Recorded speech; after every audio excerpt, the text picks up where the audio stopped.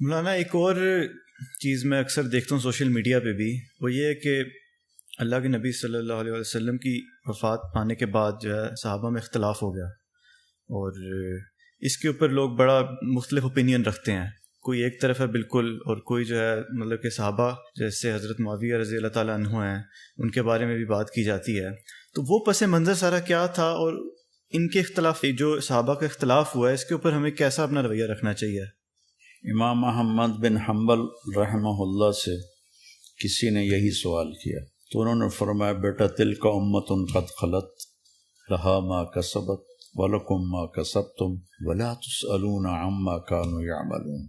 بیٹا وہ لوگ تھے جو گزر گئے، جو اچھا کیا ان کو ملے گا، جو برا کیا ان کے سر پہ پڑے گا، اور تم سے نہیں پوچھا جائے گا کہ وہ کیا کرتے تھے.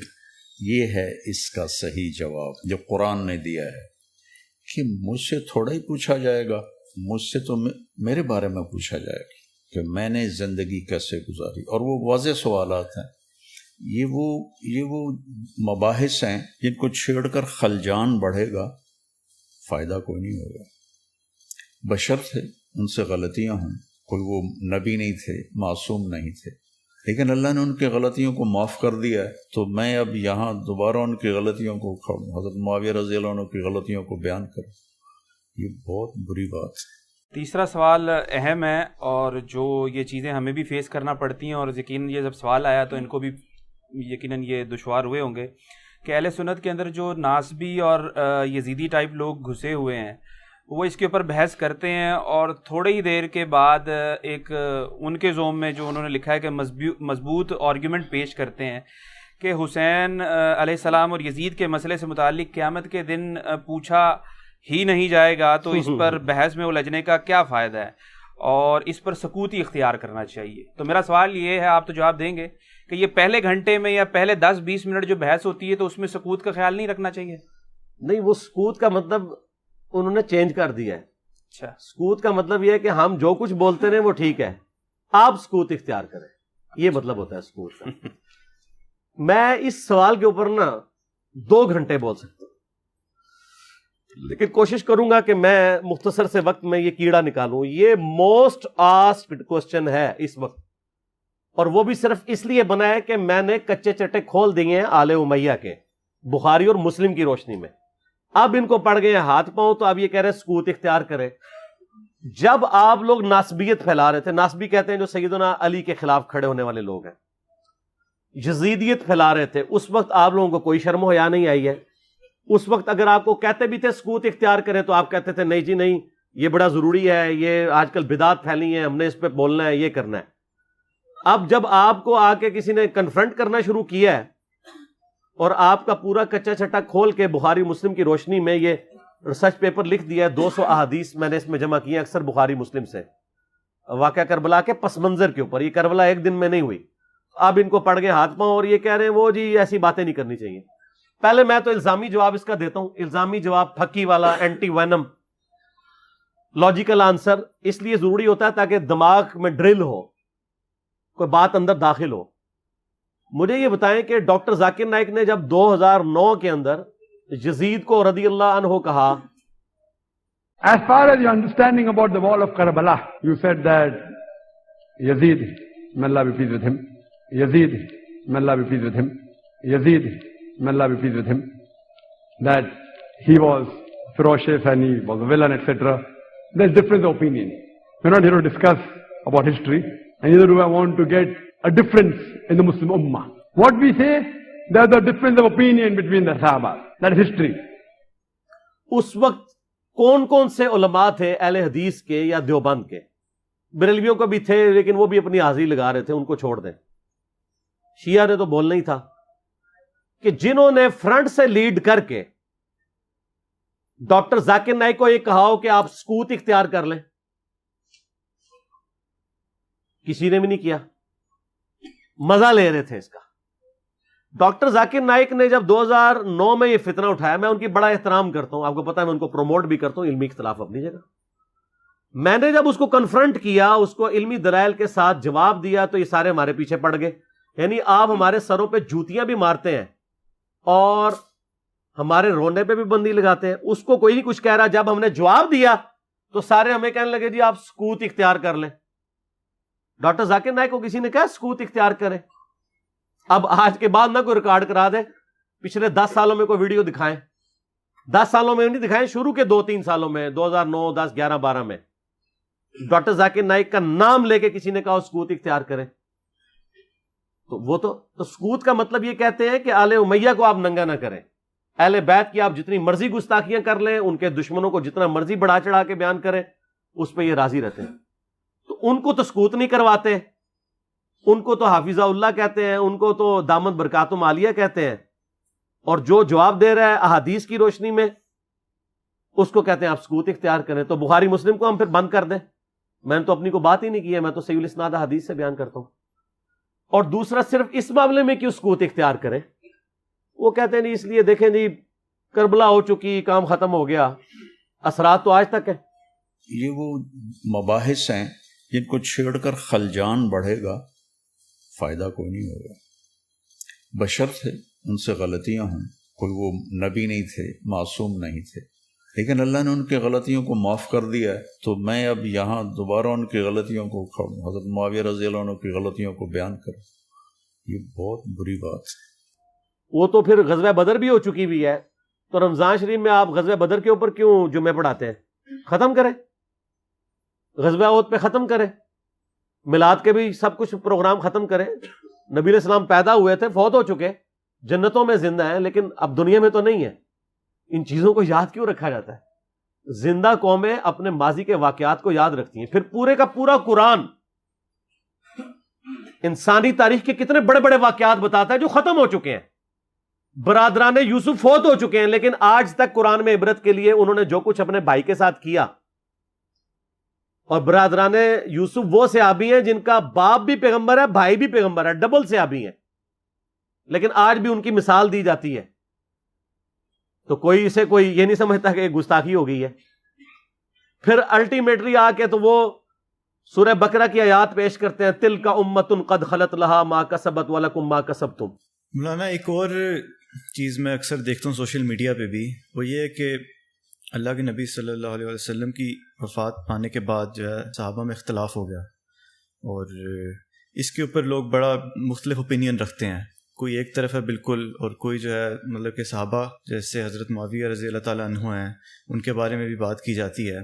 تو وہ پس منظر سارا کیا تھا, اور ان کے اختلاف جو صحابہ کا اختلاف ہوا ہے اس کے اوپر ہمیں کیسا اپنا رویہ رکھنا چاہیے؟ امام محمد بن حنبل رحمہ اللہ سے کسی نے یہی سوال کیا, تو انہوں نے فرمایا بیٹا تلک امۃ قد خلت لہا ما کسبت ولکم ما کسبتم ولا تسألون عما كانوا يعملون. بیٹا وہ لوگ تھے جو گزر گئے, جو اچھا کیا ان کو ملے گا, جو برا کیا ان کے سر پہ پڑے گا, اور تم سے نہیں پوچھا جائے گا کہ وہ کیا کرتے تھے. یہ ہے اس کا صحیح جواب جو قرآن نے دیا ہے, کہ مجھ سے تھوڑا ہی پوچھا جائے گا, مجھ سے تو میرے بارے میں پوچھا جائے گا کہ میں نے زندگی کیسے گزاری. اور ظالموں اس آیت کا ترجمہ ہی تم لوگوں نے بدل دیا. یہ تو کانٹیکسٹ سٹارٹ ہو رہا ہے کہ یہودی کہتے تھے ہم ابراہیمی ہیں, ہمیں ابراہیم کی نسبت کام آ جائے گی. تو اللہ نے فرمایا تلک امۃ قد خلت, وہ بڑی نیک امت تھی, وہ تو جا چکی ہے. لہا ما کسبت ولکم ما کسبتم, ان کے لیے ان کے نیک اعمال ہیں اور تمہارے لیے تمہارے نیک اعمال ہیں. لہا ما کسبت ہے, علیہا کے ساتھ نہیں ہے. علیہا ہو تو ان کی گناہ کا وبال ان پہ, تمہارے گناہ کا وبال تم پہ. ان نیکیوں کے لیے بات ہو رہی ہے کہ کسی پرانے بزرگوں کی نیکیاں تمہارے کام نہیں آئیں گی. یہ نہیں بات ہو رہی کہ پرانے بزرگ اپنی برائیاں ساتھ لے گئے اور تم بھی اپنی برائیاں ان کو چھوڑو, ان کو ڈسکس ہی نہ کرو. یہ قرآن بات کیسے کر سکتا ہے؟ قرآن تو خود پرانوں کی غلطیوں کو ڈسکس کرتا ہے عبرت کے لیے. تو ترجمہ ہی بدل دیا. یہ یہودیوں کو ٹانٹ کیا گیا تھا کہ تم ابراہیمی ہونے کا دعویٰ کرتے ہو اور کہتے ہو ابراہیم کی نسبت ہمیں کام آئے گی, ان کے نیک مال, تو وہ ان کے نیک مال ان کے لیے تھے. ہم ویسے کر رہے یہی ہیں, یا اللہ جو کچھ بھی ہے تیرے محبوب کی امت سے ہے, اس کے لیے اس کو کنڈیم کرنے کے لیے تھا. انہوں نے پکڑ کے اس کا ترجمہ ہی بدل کے اور ہی مطلب اس میں سے نکال دیا. تو پھر اللہ تعالیٰ کی طرف سے بھی بندے چھوڑ دیے جاتے ہیں نا ایسے لوگوں پہ. پھر جو جھوم جھوم کے کہتے ہیں کہ نہ میں وابی نہ میں بابی, میں ہوں مسلم علمی کتابی. آؤ علمی کتابی بات کرو. تو ان سے یہ پوچھیں کہ یہ جو آپ دفاع صحابہ کانفرنسز کرتے ہیں تو قیامت والے دن آپ سے پوچھا جائے گا کہ آپ نے صحابہ کرام کے دفاع کے اوپر کانفرنسیں کرنی ہے کہ نہیں؟ کیوں نہیں؟ ہے کسی حدیث میں آیت میں؟ نہیں. تو کیوں کر رہے ہیں؟ تو وہ کہیں گے ہاں پوچھا جائے گا. تو ہم بھی کہتے ہیں ہاں پوچھا جائے گا، بالکل پوچھا جائے گا. سورہ تکاثر میں آتا ہے نا ثم لتسألن یومئذ عن النعیم، پھر اس قیامت کے دن تم سے ہر نعمت کے بارے میں پرسش ہوگی. کیٹاگوریکل ہے. جس کو اللہ نے علم دیا نا یہ اس کے پاس نعمت ہے، اس کے بارے میں پوچھا جائے گا علم آگے تک پہنچایا کہ نہیں، اور نہیں پہنچایا ہوگا تو لعنتی ہوگا وہ.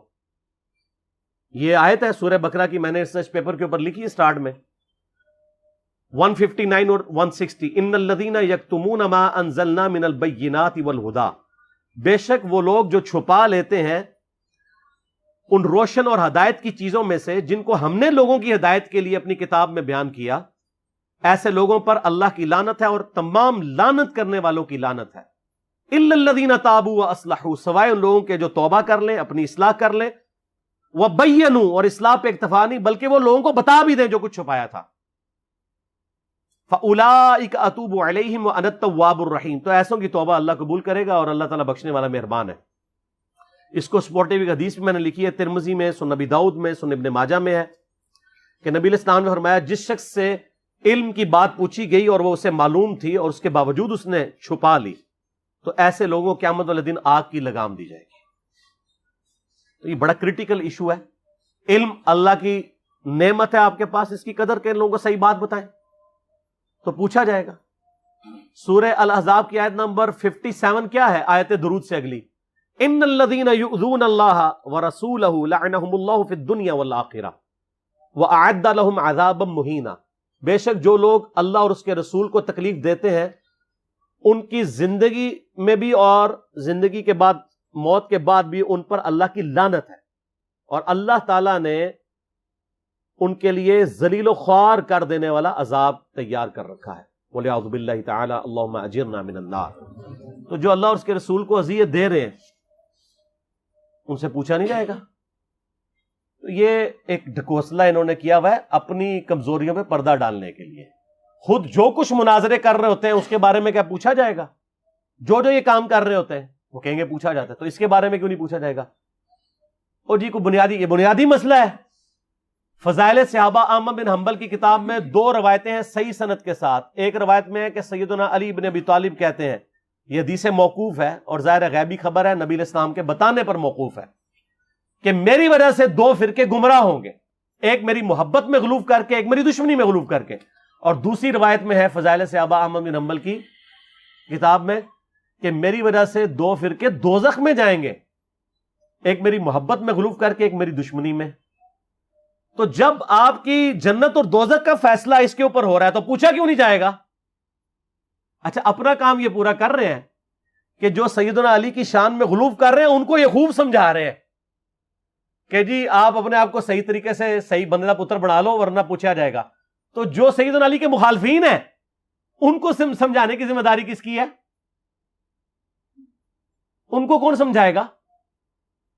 وہ ساری اس پلیٹ فارم سے سمجھایا جا رہا ہے، دونوں کو سمجھایا جا رہا ہے اللہ کے فضل سے. تو جنت و دوزخ کا تو فیصلہ ہونا ہے. پھر جو صحیح مسلم کی حدیث ہے 240 انٹرنیشنل نمبر کے مطابق، علی سے محبت نہیں رکھے گا مگر مؤمن، علی سے بغض نہیں رکھے گا مگر منافق. تو آپ کے ایمان کا لٹمس ٹیسٹ ہی جو ہے وہ محبت علی ہے. تو جنت اور دوزخ کا فیصلہ اس کے اوپر نہیں ہونا. پھر غدیر خم کی حدیث جو صحیح مسلم میں 6225 سے 6228 تک ہے، آپ علیہ السلام کا آخری خطبوں میں سے ایک خطبہ ہے وفات سے 2.5 مہینے پہلے خم نامی گاؤں میں. اس میں کیا الفاظ ہیں؟ اے لوگو آگاہ ہو جاؤ، میں بھی ایک انسان ہوں، قریب ہے کہ اللہ کا قاصد یعنی موت کا فرشتہ میرے پاس آئے اور میں اس کی دعوت قبول کر لوں. میں اپنے بعد تم میں 2 بھاری چیزیں چھوڑ کے جا رہا ہوں. ان میں سے پہلی چیز اللہ کی کتاب ہے، اس میں ہدایت ہے، اس میں نور ہے. تم اللہ کی کتاب کو پکڑو، اپنا تعلق اس کے ساتھ مضبوط کرو. اللہ کی کتاب اللہ کی رسی ہے، جو اسے پکڑے گا ہدایت پہ ہوگا، جو چھوڑ دے گا گمراہ ہو جائے گا. اور دوسری بھاری چیز میرے اہل بیت ہیں. پھر 3 دفعہ آپ علیہ السلام نے فرمایا میں اپنے اہل بیت کے معاملے میں تمہیں اللہ کا خوف دلاتا ہوں، میں اپنے اہل بیت کے معاملے میں تمہیں اللہ کا خوف دلاتا ہوں، میں اپنے اہل بیت کے معاملے میں تمہیں اللہ کا خوف دلاتا ہوں. جب نبی علیہ السلام آپ کو ڈرا رہے ہیں وہاں تو کسی نے کہا یا رسول اللہ اہل بیت کے بارے میں پوچھا جائے گا. پھر المستدرک الحاکم میں صحیح سند کے ساتھ حدیث ہے انٹرنیشنل نمبر کے مطابق 4712 کہ نبی علیہ السلام نے فرمایا اگر کوئی شخص پوری زندگی حجر اسود اور مقام ابراہیم کے درمیان نمازیں پڑھتا رہے اور روزے رکھتا رہے اور قیامت والے دن اللہ سے اس حال میں ملاقات کرے کہ ہم اہل بیت کا بغض اس کے دل میں ہوا تو اللہ اسے ضرور دوزخ میں داخل کرے گا. اگر اہل بیت کا بغض نمازوں کے باوجود، اور عام نمازیں نہیں، حجر اسود اور مقام ابراہیم کے درمیان اور روزے رکھنے کے باوجود آپ کو دوزخ میں لے جا سکتا ہے، تو کیوں نہیں پوچھا جائے گا؟ ایک کہانیاں بند کرو. اصل میں ان بچاروں کا بھی قصور نہیں، ان کے بڑے بزرگ بھی ان کو کہانیاں کراتے رہے. انہوں نے وہی کہانیاں سن کے تو آگے بیان کی. ان کو کیا پتا تھا کہ آگے تو مسئلہ کھڑا ہو جائے گا؟ آگے تو ہر جگہ یہ آواز آ رہی ہے کہ نہ میں وہابی، نہ میں بابی، میں ہوں مسلم علمی کتابی. ان کے تو گاٹے فٹ ہوگی یہ چیز. تو یہ اتنی ساری آیات اور احادیث اس بات کا ثبوت ہے کہ یہ سچائی ہے، اور یہ سکوت کا صرف آپ کو کہتے ہیں. جو بکواسات کر رہے ہوتے ہیں ان کو نہیں کہتے. مودودی صاحب کے پیچھے پنجے جھاڑ کے پیچھے پڑ گئے جی مودودی صاحب نے خلافت و ملوکیت لکھ کے مصیبت کھڑی کی. اور بھائی جو آپ کے روحانی ابا جی محمود احمد عباسی صاحب منکرین حدیث میں سے تھے، جنہوں نے خلافت معاویہ اور یزید کتاب لکھ کے سیدنا علی کی گستاخیاں کی، حسین ابن علی کی گستاخیاں کی علیہم السلام، اس کے جواب میں خلافت و ملوکیت آئی ہے. کہتے نہیں ایویں لکھ دی، ایویں نہیں لکھی، جواب میں لکھی ہے. اور پھر سعودیہ کی فنڈنگ کے بعد یہاں پہ لوگوں نے جب حسین ابن علی کو نیچے کرنا شروع کیا اور یزید کو اوپر اور یزیدی پارٹی کو اوپر کرنا شروع کیا، تو پھر 5B آ گیا. آپ دیکھیں کبھی بھی انیشیٹو اہل بیت کے چاہنے والوں کی طرف سے نہیں لیا جاتا. یہ تو ہم جواب والی سائڈ پہ بیٹھے ہوتے ہیں، ہمیشہ یہ پنگا لیتے ہیں، ہم جواب دیتے ہیں. جب جواب دیتے ہیں ان کی ہوتی ہے ٹھکائی، پھر یہ کہتے ہیں سکوت اختیار کر لیں. سمجھ آ گئی آپ کو پوری گیم؟ یہ سکوت کا بات یہ کرتے ہی اس لیے ہیں کہ ان کی ہوتی ہے ٹھکائی. ان کو تو یہ حدیثیں ہضم نہیں ہوتی ہیں. اب یہ اپنے عوام کو منہ نہیں دکھا سکتے، پھر ان کو بڑی مصیبت کھڑی ہو جاتی ہے کہ اب کیا کریں، کس طریقے سے اب قابو کریں. تو آخری حل یہ ہے سکوت اختیار کر لیں. سکوت آپ لوگوں نے تو کوئی نہیں اختیار کیا ہوا. آپ کے سامنے جب صحابہ کرام کی توہین ہوتی ہے تو آپ کیوں شیعہ کو سمجھاتے ہیں؟ سکوت اختیار کریں نا. کون سا آپ سے قیامت دن پوچھا جائے گا؟ یہ میں الزامی طور پہ بات کر رہا ہوں. اور آپ کے بڑے بزرگ سیدنا علی اور حسین ابن علی کی گستاخیاں کریں، ان سے اپنے بغض کا اظہار کریں، جب ہم ان کو سمجھائیں تو ہمیں کہتے ہیں آپ سکوت اختیار کریں. تو سر یہ 2 نمبر پالیسی چھوڑ دیں. میں نے پہلے بھی ان کو کہا ہے کہ لوگ گھاس کھانا چھوڑ چکے ہیں. پہلے لوگوں کو آپ نے بے زبان بھیڑے بنایا ہوا تھا، اب لوگوں کے ہاتھ میں قرآن و حدیث آ گیا. اور اس ریسرچ پیپر کے بعد تو یقین کریں ان کے پلے کوئی شے نہیں رہی ہے. یہ ریسرچ پیپر آپ ضرور منگوا کے پڑھیں. ایکسٹرا آرڈنری ریسرچ پیپر ہے. انشاءاللہ آپ کو معاملات کلیئر ہو جائیں گے انشاءاللہ تعالی. ٹھیک ہو گیا؟